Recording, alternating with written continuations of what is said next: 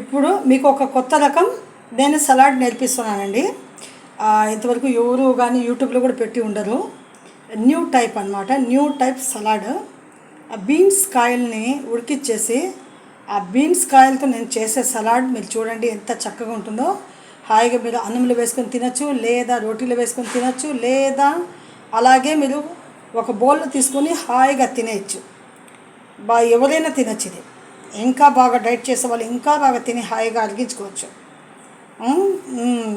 ఏదైనా rheumatoid arthritis వాళ్ళు ఇట్లా ఉన్నా కూడా ఇట్లా డైట్లు చేయొచ్చు. కానీ డైట్లో ఎక్కువ పెరుగు వాడకూడదు అంటారు. కానీ వాడచ్చు అప్పుడప్పుడు, తప్పులేదు. మనుషులు కదా, బతకాలి కదా. అలా బతకపోతే ఎట్లా అండి? బతకాల్సిందే.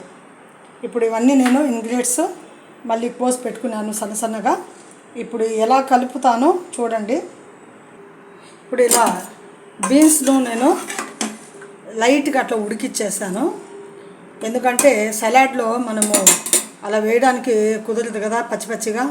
అందుకని కొద్దిగా ఉడికించుకోవాలన్నమాట. జస్ట్ పచ్చ అంతే, ఎక్కువ వద్దు. ఇప్పుడు చూడండి నేను ఇలా కలుపుతాను. ఇప్పుడు నేను నాకు కావాల్సినంత ఉప్పు వేస్తున్నాను. ఉప్పు వేసి అందులో అండి నాకు కావాల్సినన్ని బీన్స్ ముక్కలు వేస్తున్నాను కొన్ని. ఎంత బాగుంటుందో చూడండి ఆ సలాడ్ అనేది. ఇప్పుడు నేను బీన్స్ ముక్కలు వేసాను, అంటే ఉడికించి అదరబదరగా ఉడికించుకున్న ఆ ముక్కల్ని ఇలా వేసానండి. మళ్ళీ ఆ తర్వాత కొంచెం చిన్న ముక్కలు కీర వేసుకున్నాను.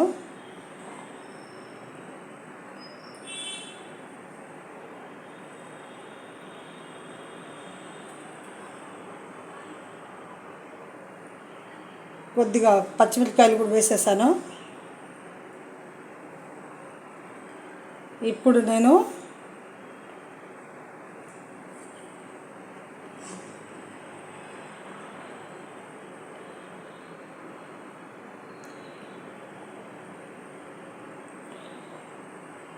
అంతే అన్నీ వేసేసాను కాబట్టి ఇంగ్రీడియంట్స్.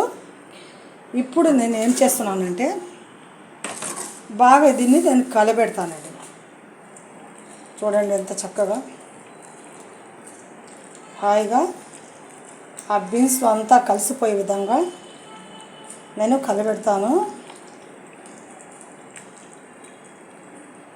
చాలా బాగా కలిసిపోవాలి. ఓకేనా? ఇంకా బాగా కలిసిపోయినాయి. నీళ్ళు కూడా వేయాల్సిన అవసరం లేదు. ఇప్పుడు ఈ విధంగా ఉంది కదా. ఇంకా చూడండి, ఇప్పుడు ఇది కలిసి నేను కలిపెట్టి పెట్టాను కదా కైలుగా.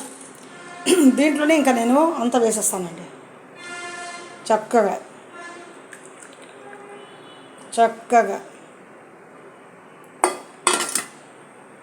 వేసేస్తున్నాను. ఇప్పుడు హాయిగా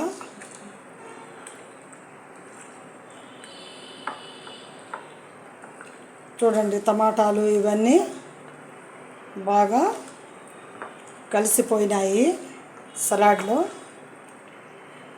ఎంత రుచికరంగా ఇప్పుడు సలాడ్ అనేది మనకు తయారైపోయింది. ఓకేనా? ఇప్పుడు మనము అవసరమే లేదు, చక్కగా మళ్ళీ ఏదేదో చేయాల్సిన అవసరం లే. హాయిగా బీన్స్తో తయారు చేసిన సలాడ్ రెడీ అయిపోయింది. చాలా బాగా ఉంటుంది. ఇప్పుడు ఇలా చేసుకుంటే మంచి రుచికరంగా ఉంటుందండి. మనము స్పూన్లతో గిన్నెలు వేసుకొని కూడా తినచ్చు. అన్నంలో కూడా, బిర్యానీలో కూడా చేసుకొని తినచ్చు. హాయిగా ఉంటుంది. మీరు ఈ విధంగా తయారు చేసుకొని మీకు ఇంకా కావాలి అంటే కొద్దిగా బీన్స్వి ఆ ముక్కలు మళ్ళీ కొద్దిగా అట్లా పరుచుకోండి. హాయిగా ఉంటుంది. తినడానికి కూడా నిజంగా చెప్పాలంటే మంచి రుచి అండి. ఈ విధంగా చేసుకోండి. తాలింపులు అవసరం లేదు. చేసుకునే వాళ్ళు చేసుకోవచ్చు 10 మంది ఉన్నప్పుడు. కానీ ఈ విధంగా వెరైటీ, కొన్నాళ్ళు వెరైటీగా అలా చేసుకునే కూడా చాలా బాగుంటుంది. Please like my channel, subscribe me.